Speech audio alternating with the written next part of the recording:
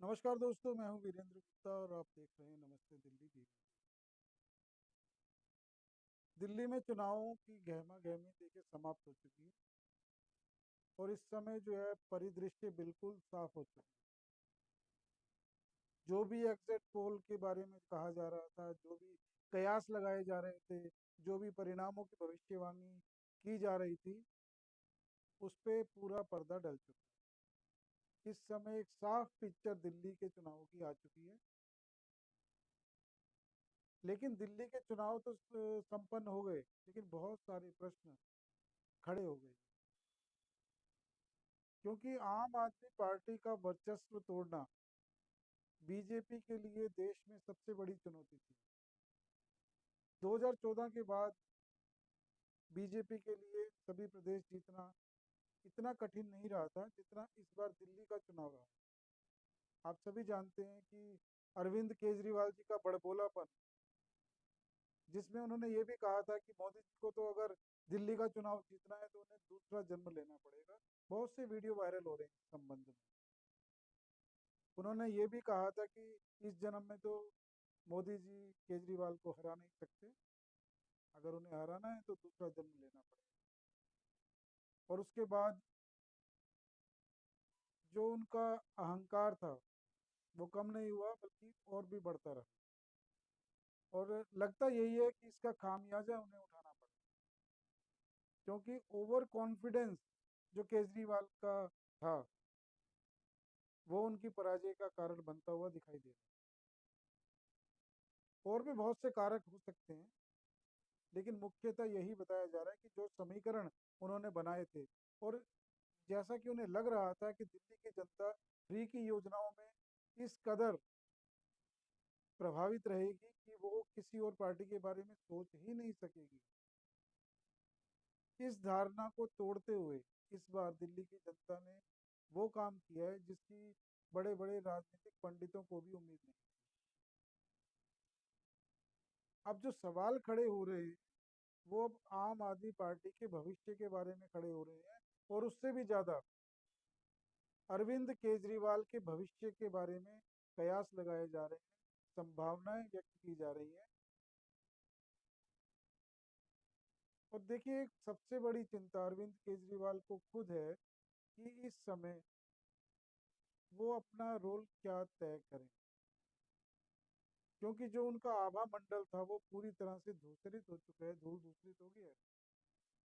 क्योंकि इस समय तो वो मुख्यमंत्री तो क्या, विधायक की दौड़ से भी हट चुके हैं। जितने भी पुराने धुरंधर चेहरे थे आम आदमी पार्टी के, उनकी चुनाव में लगभग पराजय हो चुकी है। इक्का दुक्का को छोड़कर, उसमें एक है आतिशी मारलीना और दूसरे हैं गोपाल राय। अब प्रश्न ये भी खड़ा हो रहा है कि इन 22 विधायकों में से कितने आम आदमी पार्टी में बचे रह सकते हैं, क्योंकि संभावनाएं ये भी व्यक्त की जा रही हैं कि जो विधायक हैं आम आदमी पार्टी के, वो आने वाले समय में विद्रोह कर सकते हैं, पार्टी छोड़ सकते हैं। और जो 22 की संख्या है ये घटकर 10 या 8 भी रह सकती है। ये तो चलिए समय बताएगा, इसके बारे में तो सिर्फ कयास ही लगाए जा सकते हैं। लेकिन संभावनाएं बहुत खड़ी हो गई हैं, जो अरविंद केजरीवाल की चिंता बढ़ा रही है। दूसरा मसला पंजाब का भी खड़ा है, क्योंकि इस समय जो भगवंत मान की सरकार है वो एक, कहा जा रहा है कि कठपुतली सरकार है। उसमें जो नीतिगत निर्णय हैं वो सारे अभी भी अरविंद केजरीवाल जी लेते हैं। हालांकि चेहरे के तौर पर भगवंत मान को पेश किया जा रहा है। पुलिस प्रशासन हालांकि भगवंत मान के जिम्मे ही है, लेकिन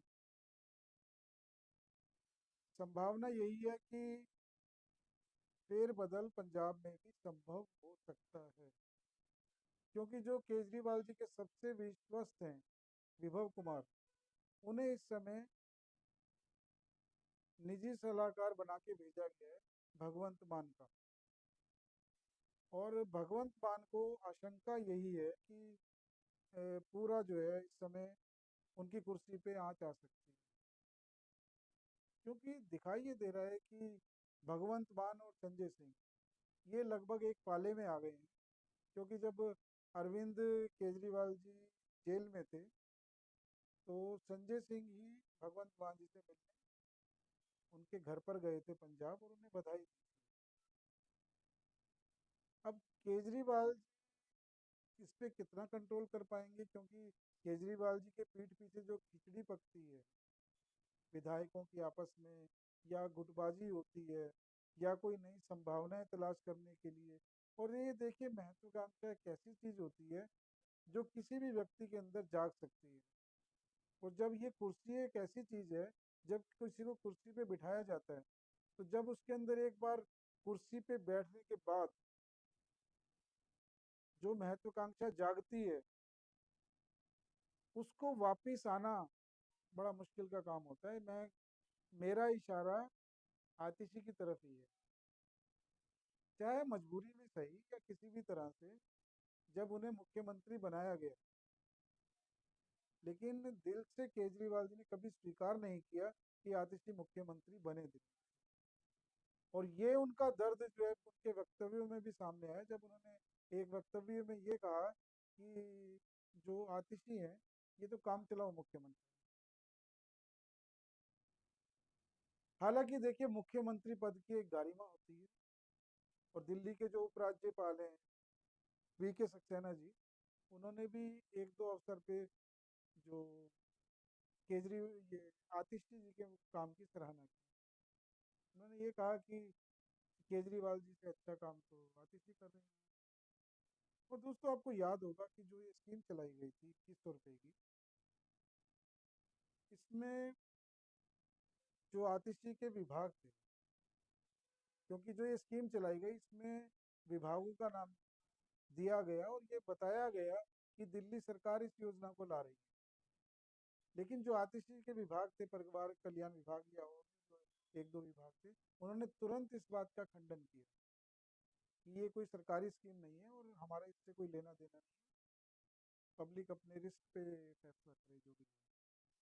तो उससे एक इशारा मिला कि आतिशी अपने अनुसार ही काम करना चाहती है। हालांकि केजरीवाल जी के लिए कोई सहज स्थिति नहीं थी। और दूसरा, अब जो दिल्ली में चुनाव हुए, उसमें आतिशी ने पूरा जश्न मनाया अपनी जीत का। हालांकि इनकी पार्टी हार गई, लेकिन उन्होंने अपनी जीत का पूरा जश्न मनाया। अब घर में कोई मातम हो जाए तो कोई अपनी जीत का, कोई अपनी खुशी मनाता है क्या कभी? स्वाति मालीवाल ने भी हालांकि इसमें बोला कि एक तो एक शर्मनाक है इस बात की, इस तरह की चीजें नहीं होनी चाहिए। लेकिन जो ये कारगुजारियां हैं, और निश्चित रूप से ये अरविंद केजरीवाल की आंखों में खटकने वाली बातें, पूरी पार्टी हार गई, शीर्ष नेता हार गए, अरविंद केजरीवाल जी खुद हार गए, बजाय उनके घर जाने के, उनसे कुछ सलाह मशवरा करने के, आप जीत का जश्न मना रही हैं। तो आपको क्या लगता है कि अरविंद केजरीवाल इसे सहजता से ले पाएंगे? मुझे तो नहीं लगता ऐसा। अब 2-4 दिन में देखिए नेता प्रतिपक्ष की भी घोषणा होगी, जो आम आदमी पार्टी को करनी है, क्योंकि आम आदमी पार्टी एकमात्र विपक्षी दल है। उसमें आतिशी का नाम नेता प्रतिपक्ष के तौर पर आगे बढ़ाया जाता है या किसी और को मौका दिया जाता है, ये एक बहुत बड़ा प्रश्न चिन्ह लगा रहा है आम आदमी की घोषणा के बारे में। क्योंकि लग नहीं रहा कि अरविंद केजरीवाल जी चाहते हैं कि आतिशी मारलीना एक दिल्ली में अपने चेहरे को आगे बढ़ाए। क्योंकि बहुत मौके ऐसे आए हैं जिसमें पार्टी की सोच से अलग उन्होंने काम किया। और जैसा कि देखिए, हम सभी जानते हैं, इसमें कोई छुपी बात तो है नहीं कि अरविंद अरविंद केजरीवाल अपने सामने किसी को देख नहीं सकते जो उनके कद से ऊपर जाए। इसी के लिए, क्योंकि व्यक्तित्व की जो लड़ाई है उसमें, इसीलिए उन्होंने कुमार विश्वास को निकाला पार्टी से। उन्हें लगने लगा था कि कुमार विश्वास का व्यक्तित्व उनसे बड़ा हो सकता है, तो किसी भी तरह से उन्होंने उन्हें निकाला। प्रशांत किशोर को निकाला, योगेंद्र यादव को निकाला, और भी बहुत सारे चेहरे थे, कपिल मिश्रा भी इसी में आते हैं, कपिल मिश्रा को भी निकाला। और उल्लेखनीय बात ये रही कि जिनको भी निकाला, उन्हें बेइज्जत करके निकाला, किसी को तो मार कूट के निकाला, लाते मार के भी निकाला। लेकिन केजरीवाल जी का जैसा कि व्यक्तित्व है, जैसा कि उनका स्वभाव है, जो उनकी पसंद का व्यक्ति होता है आम आदमी पार्टी में वही टिक पाता है। अब आतिशी ने जरूरत की है तो मुझे लगता है कि भुगतान तो उन्हीं को करना पड़ेगा। अब ये देखना दिलचस्प रहेगा कि अरविंद केजरीवाल का अगला कदम क्या होने वाला है, पंजाब की राजनीति क्या मोड़ लेती है, और दिल्ली में पावर सेंटर कौन चलाता है, आम आदमी पार्टी का। क्या आतिशी निश्चिंत होकर अपना काम कर पाएंगी, आम आदमी पार्टी का चेहरा बन पाएंगी, नेता प्रतिपक्ष का पद उन्हें मिल पाएगा? बहुत सारे प्रश्न हैं। आगामी 2-4 दिनों में इन बातों पर चर्चा होती रहेगी। दोस्तों, आपको जो भी लगता है अपने कमेंट के माध्यम से हमें बताइए। चैनल के अगर आपको कंटेंट पसंद आते हैं तो प्लीज़ सब्सक्राइब कीजिए। फिर मिलेंगे किसी नए